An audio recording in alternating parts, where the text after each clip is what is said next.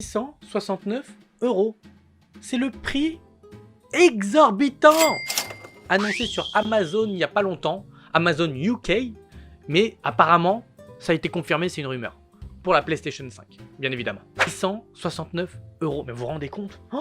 Mais ça fait mais j'ai l'impression que Sony, ils ont dit à tous les joueurs, vous vous mettez tous à quatre pattes. Il y a quelqu'un qui va passer derrière vous. Au début, ça va faire mal. Mais petit à petit, vous allez vous y habituer.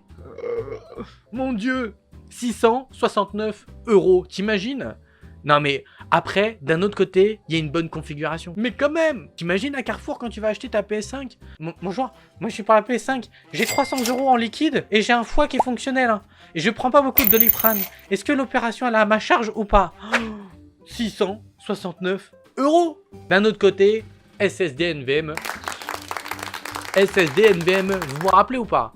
Bon, pour ceux qui connaissent pas trop, on avait les HDD à l'époque. Excuse-moi, est-ce que tu peux mettre ton projet d'art plastique dans ton disque dur externe, s'il te plaît? Les HDD, où c'était super lent, ou si tu demandais à un pote, tu peux mettre la saison 1 de Naruto, ça prenait des heures et des heures. Et puis on a eu les SSD. Les SSD, ça a été un peu la révolution. T'installes Windows dessus. Toi, t'ouvres Google Chrome pour aller sur Xvideo, normal. Mais, vu que t'avais un HDD, t'as pris l'habitude, le temps que t'ouvres Google Chrome, t'allais chercher ton paquet de mouchoirs. Chrome est ouvert, c'est bon, je suis ready, hein. Mais avec le SSD, bah non, mon pote, tu double-cliques, pouf! Ça fait pas des chocs à pic, mais ça ouvre Google Chrome. C'est insane, c'était rapide. Après, c'est la cadence de frappe. X, V, I, D. Ok, c'est pas ça le plus important. 669 €. Mais tous les mecs qui vont acheter leur console à 669 €, imaginons si ça avait été le prix. Ça aurait créé des disputes dans le couple. Hein. Oh mon Dieu! Tous les mecs, le jour J, ils seraient tous vénères. Genre, chérie, me parle pas, commence pas à me casser les couilles, je viens d'acheter. J'ai 670 balles là, t'as pas intérêt à laisser une culotte ou un string dessus. Je m'en bats les couilles. D'un autre côté, ça peut aller. Parce que j'ai vu un article d'un mec de Sony apparemment qui disait que Sony prenait en compte le budget des joueurs. La question que je me pose ici, c'est est-ce que vous prenez en compte le budget des joueurs pauvres ou le budget des joueurs riches? Parce que ça va faire une très très grosse différence. Si on prend en compte le budget des pauvres, on a tous une PS5 à moins de 100 balles, on est bien. Mais si on prend en compte le budget des riches, d'un autre côté la config elle envoie du lourd. Le SSD NVMe permet globalement d'avoir par exemple dans un jeu vidéo des chargements beaucoup plus rapides. Des chargements beaucoup plus rapides, c'est quoi? Ça veut dire qu'à un stade où, si on avait tous, par exemple, dans le futur, ça sera ça, mais on sera tous sur des NVMe, ça sera la base, etc. Ou même, va savoir s'il n'y aura pas une évolution encore plus loin.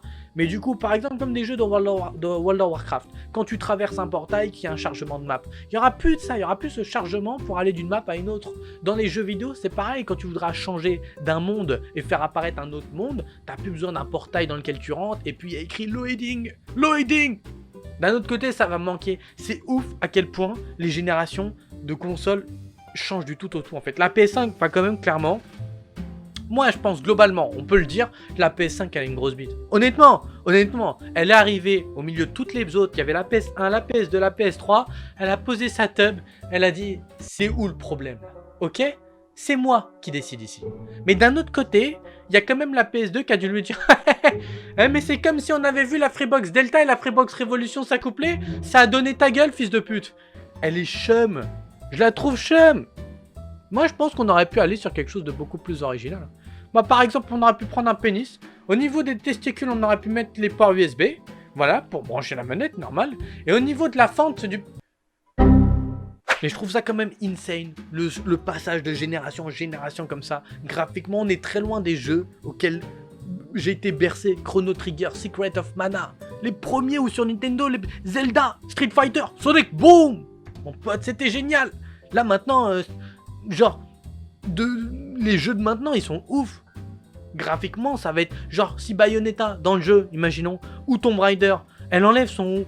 On verra son 1, ça. On verra. Genre, ça sera pas un triangle pixelisé comme ça, tu vois. Putain, c'est insane. Resident Evil. Oh, mon pote. Oh, ça va être un pur bonheur, quoi. Bref, la PlayStation 5 annonce du lourd. C'est insane. J'espère juste qu'elle sera à un prix abordable. Honnêtement, parce que je pense pas que tout le monde pourra se permettre. Et puis, d'un autre côté, Sony n'a pas envie non plus de faire faillite, si tu veux. Quand tu mets des composants super performants, t'es obligé d'avoir une rentabilité.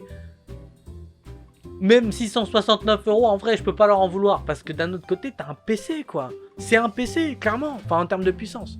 Je suis pas sûr que tu puisses aller sur Xvideo dessus. Je sais pas. Quelqu'un peut me confirmer si vous pouvez aller sur PlayStation avec? Bon, les amis, c'était une petite vidéo. Je vous laisse ici. Prenez soin de vous et sur ce, ciao.